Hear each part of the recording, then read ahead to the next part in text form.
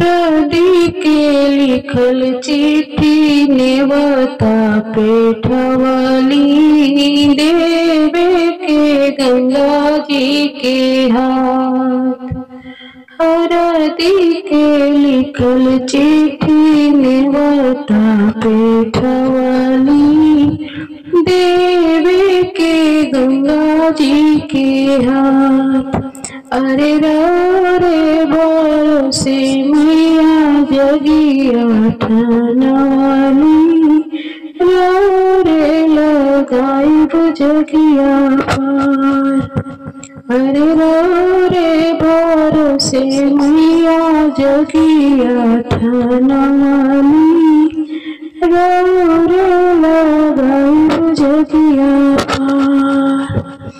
हरदी के लिखल चिट्ठी नेवता पाठवली देवे के गणेश जी के हाथ। हरदी के लिखल चिट्ठी नेवता पेठवली देवे के गणेश जी के हाथ। अरे रे बरसे बाबा जगिया ठनवाली रे लगाई जगिया पार। अरे रे बरसे बाबा जगिया ठनवाली रे लगाई जगिया पार। हरदी के लिखल चिट्ठी नेवता भेजवली देवे के बजरंग बली के हाथ। हरदी के लिखल चिट्ठी नेवता भेजवली देवे के बजरंग बली हाथ। अरे रे भरोसे सुत रे भरोसे रे लगाई जगिया पार। हरदी के लिखल चिट्ठी नेवता भेजवली देवे के दुर्वासा जी के द्वार। अरे रे भरोसे जगिया ठनली देवा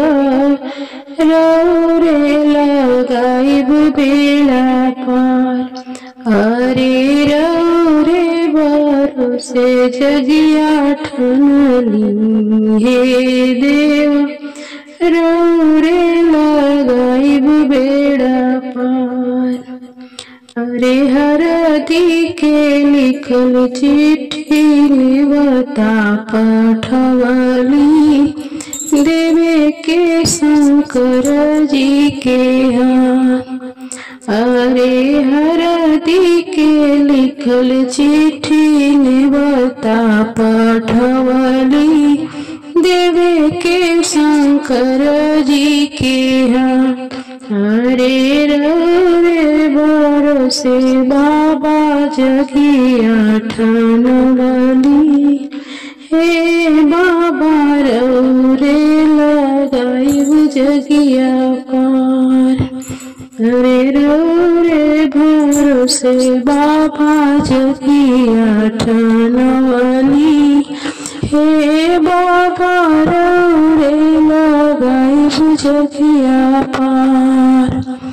हरदी के लिखल चिट्ठी नेवता पेठवली देवे के सब पुरखन के हाथ। हरदी के लिखल चिट्ठी नेवता पेठवली देवे के सब पुरखा लोग के हाथ।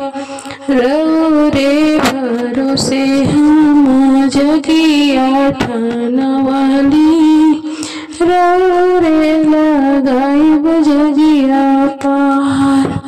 अरे रे भरोसे हम जगिया ठनवाली रे लगाई बेड़ा पार। अरे रो रे भरोसे हम जगिया ठनवाली रो रे लगाई बेड़ा पार रो